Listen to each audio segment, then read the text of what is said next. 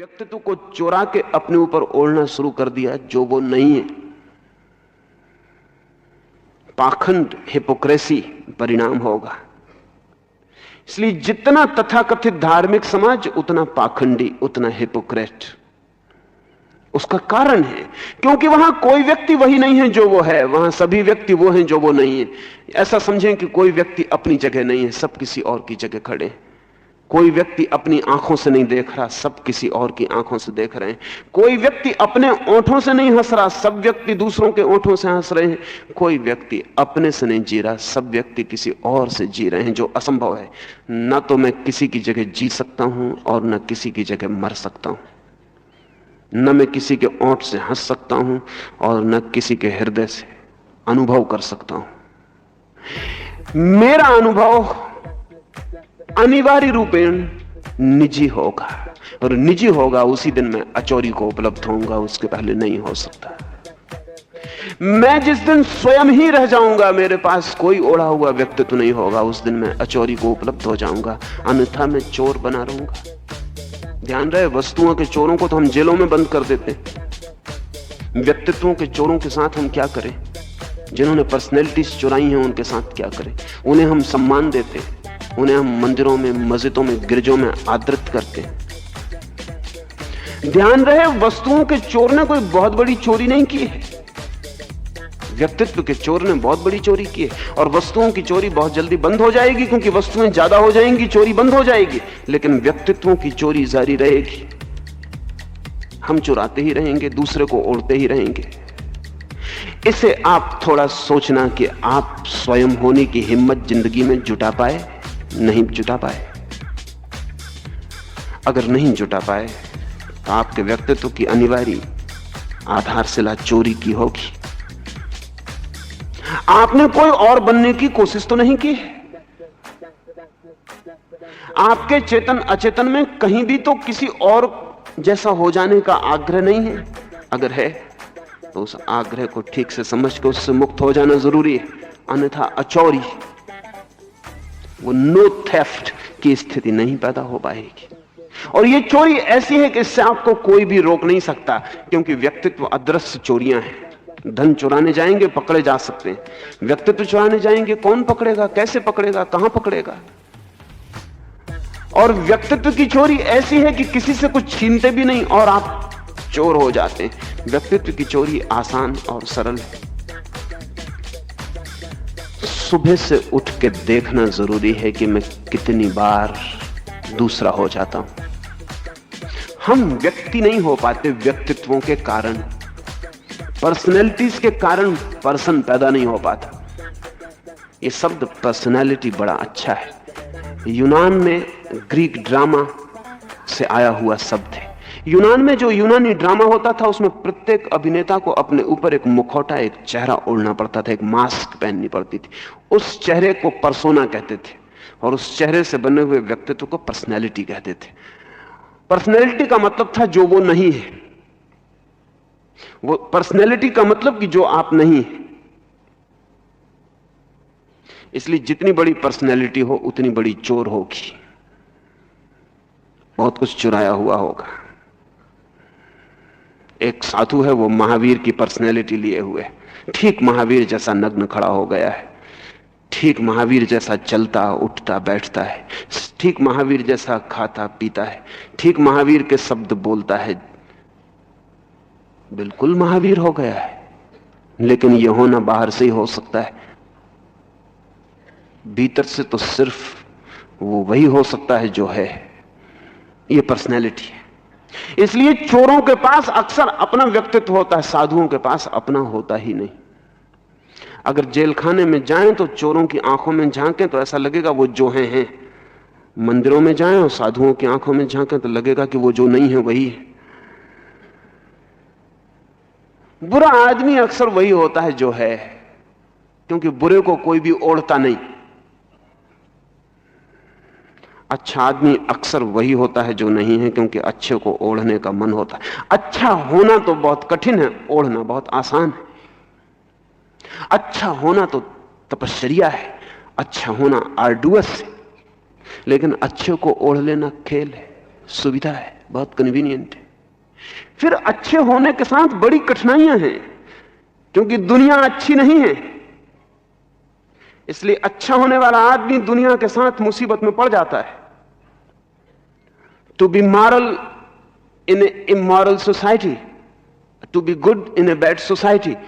एक अनैतिक समाज में नैतिक होना बड़ी दुविधा है। एक बुरे समाज में अच्छा होना बड़ी कठिनाई मोल लेना। यही है तपश्चर्या साधु की। साधु की तपश्चर्या नंगा खड़ा हो जाना नहीं है, साधु की तपश्चर्या भूखा रह जाना नहीं है। ये बड़ी सस्ती और सरल बातें हैं जो कोई भी ना समझ साध सकता है।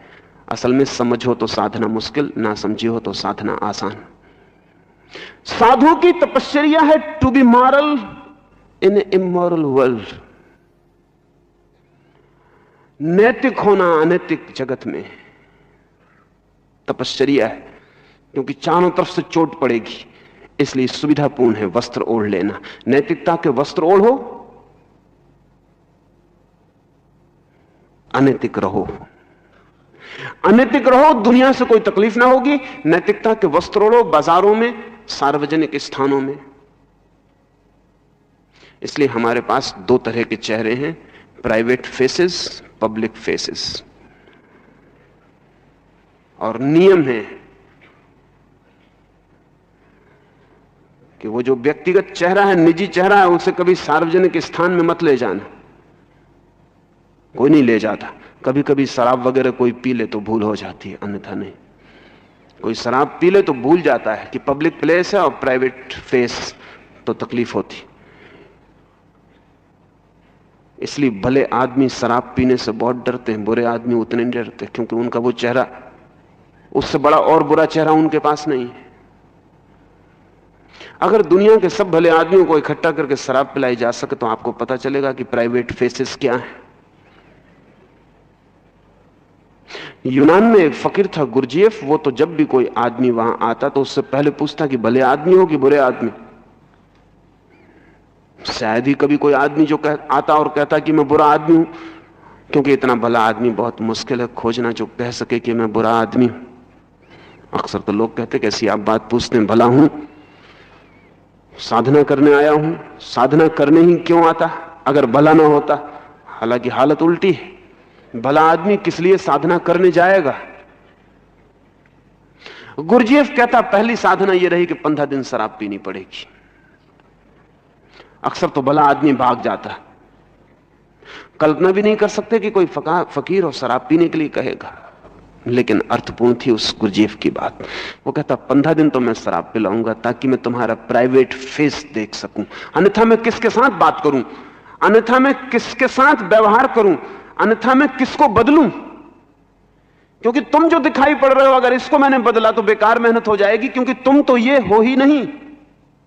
ये बदलाहट बेकार, ये रंग रोगन मैं कर दूंगा, ये तुम्हारे मुखौटे पे हो जाएगा, तुम्हारे चेहरे से इसका कोई संबंध नहीं है। और मुखौटा बिल्कुल अलग चीज है, तुम उससे कभी भी उतार कर रख सकते हो, बदल सकते हो। तो मुझसे बेकार मेहनत मत करवाओ, पहले मुझे तुम्हारा ओरिजिनल फेस, तुम्हारा असली चेहरा देख लेने दो। अक्सर तो अच्छा आदमी भाग जाता शराब का नाम सुन के ही, भागना ही बता देता कि उस आदमी के भीतर कुछ छिपा है जो प्रकट होने से डरेगा। लेकिन अगर कोई रुक जाता तो बड़ी हैरानी होती। 15 दिन गुरजीएफ उसे शराब ही पिलाया जाता, जितनी ज्यादा से ज्यादा पिला सकता पिलाता, और उसके असली चेहरे को खोजता। कैसा दुर्भाग्य कि आदमी के असली चेहरे को खोजने के लिए उसे बेहोश करना पड़ता है। इतनी परतें हैं नकली चेहरों की, चोरी इतनी गहरी है, इतनी लंबी है, अनंत जन्मों की है कि असली चेहरा बहुत बहुत बहुत पीछे छिप गया है। एक मुखौटा उतारो तो दूसरा उसके नीचे है, प्याज की तरह आदमी हो गया है। एक छिलका निकालो फिर छिलका, और छिलका निकालो फिर छिलका। आप इस भ्रम में मत रहना कि प्याज को खोज लेंगे। आप छिलके निकालते जाओ, निकालते जाओ, निकालते जाओ, बस छिलके ही निकलते चले जाएंगे, आखिर में कुछ भी नहीं बचेगा। आखिरी छिलका निकल जाएगा, आप पूछोगे प्याज कहां, पता चलेगा छिलकों का जोड़ ही प्याज थी, प्याज का अपना कोई अस्तित्व ना था। हम करीब करीब अनंत जन्मों में इतने व्यक्तित्वों की चोरी किए हैं, हमने इतने मुखौटे ओढ़े हैं कि हमारा अपना तो कोई चेहरा नहीं रह गया। अगर हमारे छिलके उतारे जाएंगे तो आखिर में शून्य रह जाएगा। लेकिन उसी शून्य से शुरू करना पड़ेगा, क्योंकि उसी शून्य से अचौरी में गति होगी, उसके पहले कोई गति नहीं हो सकती। अगर एक आदमी को यह पता चल जाए कि मेरा कोई चेहरा ही नहीं है तो बड़ी उपलब्धि है ये। तो आपसे मैं कहना चाहूंगा कि आप चोरी से बचने की कोशिश का नाम अचौरी मत समझ लेना। चोरी से जो बचा है वो भी चोरी से बचा हुआ चोर है। चोरी जिसने की है वो चोरी में फंस गया चोर है। वो दोनों चोर हैं, चोरी उनके भीतर है, उससे कोई फर्क नहीं पड़ता। एक की चोरी व्यवहार तक चली गई है, एक की चोरी मन तक रह गई है। लेकिन चोरी का जो असली गहरा आध्यात्मिक स्पिरिचुअल अर्थ है वो यह है कि क्या आपके पास अपना चेहरा है? नहीं खोज पाएंगे। आईने के सामने खड़े होंगे और जो चेहरा दिखाई पड़ेगा पता चलेगा वो किसी और का है, हालांकि अब तक उसे हमने अपना ही समझा है। फिर ऐसा भी नहीं है कि हमारे पास एक ही चेहरा हो जिससे हम 24 घंटे काम चलाते हो। 24 घंटे हमको फंक्शनली इतने बहुत से चेहरे बदलने पड़ते हैं। पति के सामने व्यक्ति को, पत्नी को कुछ और होना पड़ता है, पति पत्नी के सामने कुछ और होता है, अपनी पत्नी के सामने कुछ और होता है, पड़ोसी की पत्नी के सामने कुछ और होता है।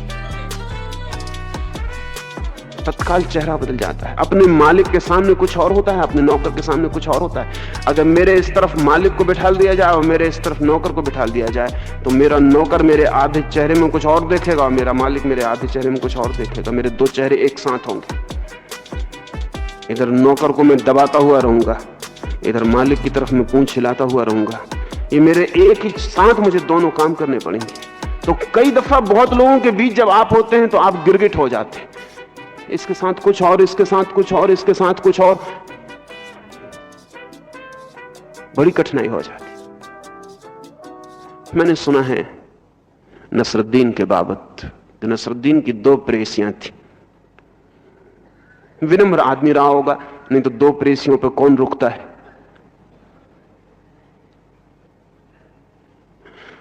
दोनों को अलग अलग मिलता था। दो प्रेसियों से एक साथ मिलना बहुत कठिन है, क्योंकि दोनों को ऐसे चेहरे दिखाए हैं जो वायदा किया है कि एक को ही दिखाया है। प्रत्येक से कहा तेरे सिवाय किसी को प्रेम नहीं करता। लेकिन प्रेसियां भी बहुत होशियार है, वे तत्काल पता लगा लेती हैं। वे प्रेमी की उतनी खोज नहीं करती जितनी प्रेमी की प्रेसियों की खोज करती। उन दोनों ने पता लगा लिया है और एक दिन नसरुद्दीन को फंसा लिया और नसरुद्दीन से कहा कि आज तो हम दोनों को एक साथ जवाब दो। नसरुद्दीन ने कहा कि गरीब आदमी को इस तरह मत फंसाओ, क्योंकि तुम दोनों अलग अलग हो तो बड़ी सुविधा रहती है, उतनी देर में मैं चेहरा बदल लेता हूं। लेकिन उन दोनों ने तो उसे पकड़ लिया और कहा कि तुम जवाब दो कि हम दोनों में सुंदर कौन है। नसरुद्दीन ने कहा तुम एक से एक बढ़ के सुंदर हो, तुम एक दूसरे से बढ़ के सुंदर हो। पता नहीं प्रेसियां समझ पाई कि नहीं, शायद ही समझ पाई हो